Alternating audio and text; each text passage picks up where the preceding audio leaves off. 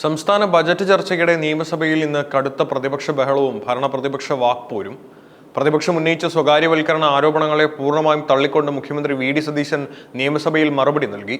Record ഭൂരിപക്ഷം നൽകിയാണ് ജനങ്ങൾ യു.ഡി.എഫിനെ വിജയിപ്പിച്ചതെന്നും കഴിഞ്ഞ എൽ.ഡി.എഫ് സർക്കാർ എവിടെയെല്ലാം പരാജയപ്പെട്ടോ അവിടെയെല്ലാം തങ്ങളുടെ ബജറ്റിൽ കൃത്യമായ ബദൽ നിർദ്ദേശങ്ങൾ ഉണ്ടെന്നും മുഖ്യമന്ത്രി വ്യക്തമാക്കി.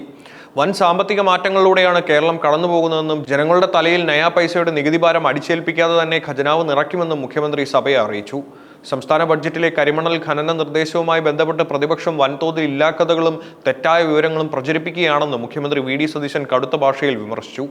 സഭയിൽ ഉയർന്ന കനത്ത പ്രതിപക്ഷ ബഹളങ്ങൾക്കിടയിലും കൃത്യമായ രേഖകൾ നിരത്തിയായിരുന്നു മുഖ്യമന്ത്രിയുടെ മറുപടി. പ്രതിപക്ഷത്തോട് നേരിട്ടിട്ടുള്ള ചോദ്യമായി ചോദിച്ചത് ബജറ്റ് നിർദ്ദേശത്തിന്റെ കോപ്പി നേരിട്ടെടുത്ത് വായിച്ചുകൊണ്ടായിരുന്നു. ഈ ബജറ്റിൽ എവിടെയാണ് കരിമണൽ ഖനനം സ്വകാര്യ വ്യക്തിക്കായി പോകുന്നുവെന്ന് രേഖപ്പെടുത്തിയിട്ടുള്ളതെന്ന് മുഖ്യമന്ത്രി വി.ഡി. സതീശൻ പ്രതിപക്ഷത്തോട് ശക്തമായി ചോദിച്ചു. താൻ മുൻപ് പറഞ്ഞ വാക്കുകളിൽ പൂർണ്ണമായും ഉറച്ചു നിൽക്കുന്നുവെന്നും ഈ വിഷയത്തിൽ സർക്കാരിന് യാതൊരുവിധ യു-ടേണും ഇല്ലെന്നും അദ്ദേഹം സഭയെ അറിയിച്ചു. കരിമണൽ ഖനന മേഖലയിൽ സർക്കാർ എന്താണ് ലക്ഷ്യമിടുന്നതെന്ന് മുഖ്യമന്ത്രി വ്യക്തമാക്കുകയുണ്ടായി. പൊതുമേഖലയെ തകർത്ത സ്വകാര്യ വ്യക്തികൾക്ക് ഖനനാനുമതി നൽകുകയില്ല, മറിച്ച് കേന്ദ്ര സംസ്ഥാന സർക്കാരുകളുടെ സംയുക്ത സംരംഭമാണ് യു.ഡി.എഫ് സർക്കാർ ഇതിലൂടെ ലക്ഷ്യമിടുന്നത്. കരിമണൽ ശുദ്ധീകരിച്ച് മൂല്യവർദ്ധിത ഉൽപ്പന്നങ്ങൾ നിർമ്മിക്കുന്ന വാല്യൂ അഡീഷൻ മാത്രമാണ് ഇതിലൂടെ ഉദ്ദേശിക്കുന്നതെന്നും അദ്ദേഹം കൂട്ടിച്ചേർത്തു. രാഷ്ട്രീയമായ ലാഭത്തിനു വേണ്ടി സഭയെയും ജനങ്ങളെയും തെറ്റിദ്ധരിപ്പിക്കരുതെന്ന് മുഖ്യമന്ത്രി പ്രതിപക്ഷ അംഗങ്ങളെ ഓർപ്പിച്ചു.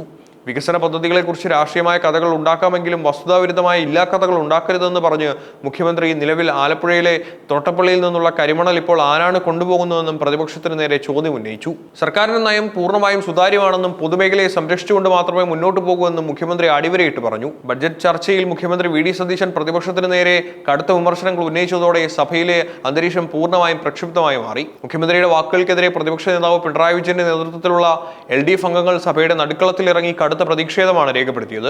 പ്രസംഗത്തിനിടയിൽ പ്രതിപക്ഷ അംഗങ്ങളോട് പ്രക്ഷുബ്ധനാകല്ലേ എന്ന് മുഖ്യമന്ത്രി പരിഹാസ രൂപേണ പറഞ്ഞതാണ് പ്രതിപക്ഷത്തെ കൂടുതൽ ചൊടിപ്പിച്ചത്. ഇതിന് പിന്നാലെ എഴുന്നേറ്റ പ്രതിപക്ഷ നേതാവ് പിണറായി വിജയൻ കടുത്ത ഭാഷയിൽ മുഖ്യമന്ത്രിക്ക് നേരെ തിരിഞ്ഞു. ഇങ്ങനെയാണോ പ്രതിപക്ഷത്തോട് സംസാരിക്കേണ്ടതെന്ന് പിണറായി വിജയൻ ചോദിച്ചു. സഭയിൽ ജനാധിപത്യപരമായ മര്യാദകൾ ലംഘിക്കപ്പെട്ടുവെന്ന് ആരോപിച്ച അദ്ദേഹം പ്രതിപക്ഷത്തിന് സംസാരിക്കാൻ അവകാശമില്ലെന്ന രീതിയിൽ യു ഹാവ് നോ റൈറ്റ്സ് എന്ന് പറയാൻ മുഖ്യമന്ത്രിക്ക് എന്താണ് അവകാശമുള്ളതെന്നും സഭയിൽ ജനപ്രതിനിധികൾക്ക് മുൻപിൽ ചോദ്യമുയർത്തി. ഭരണപ്രതിപക്ഷ നേതാക്കൾ തമ്മിൽ വാക്പോര് മുറുകിയതോടെ സഭ നിയന്ത്രിക്കാൻ സ്പീക്കർക്ക് നേരിട്ട് ഇടപെടേണ്ടി വന്നു. എന്നാൽ ഗവൺമെന്റിന്റെ ഔദ്യോഗിക നയം എന്തെന്ന് വ്യക്തമാക്കാനുള്ള പൂർണ്ണമായ അവകാശം മുഖ്യമന്ത്രിക്കുണ്ടെന്ന നിലപാടാണ് സ്പീക്കർ സ്വീകരിച്ചത്. മുഖ്യമന്ത്രിയുടെ പ്രസംഗം തടസ്സപ്പെടുത്താൻ പ്രതിപക്ഷത്തിന് അവകാശമില്ലെന്ന് മാത്രമാണ് അദ്ദേഹം ഉദ്ദേശിച്ചതെന്നും സ്പീക്കർ സഭയെ അറിയിച്ചു. ഇത് പ്രതിപക്ഷ അംഗങ്ങളിൽ കൂടുതൽ അമർഷത്തിന് കാരണമായി. മുൻ ധനമന്ത്രി കെ.എൻ. ബാലഗോപാലിനെ സംസാരിക്കാൻ അനുവദിക്കാത്തതുമായി ബന്ധപ്പെട്ട് സഭയിൽ വലിയ തർക്കങ്ങളും ഉടലെടുത്തു. കെ.എൻ. ബാലഗോപാലിന് പ്രസംഗിക്കാൻ അവസരം നൽകാത്തതിൽ പ്രതിപക്ഷം ശക്തമായി പ്രതിഷേധിച്ചപ്പോൾ അദ്ദേഹം ബഡ്ജറ്റ് ചർച്ചകൾ തടസ്സപ്പെടുത്തിക്കൊണ്ട് സഭയിൽ നിരന്തരം ബഹളമുണ്ടാക്കുകയാണെന്ന് മുഖ്യമന്ത്രി വി.ഡി. സതീശൻ കുറ്റപ്പെടുത്തി. ഇരുപക്ഷവും തങ്ങളുടെ നിലപാടുകളിൽ ഉറച്ചു നിന്നതോടെ സഭാ നടപടികൾ പലപ്പോഴും തടസ്സപ്പെടുന്ന രീതിയിലേക്കാണ് കാര്യങ്ങൾ നീങ്ങിയത്.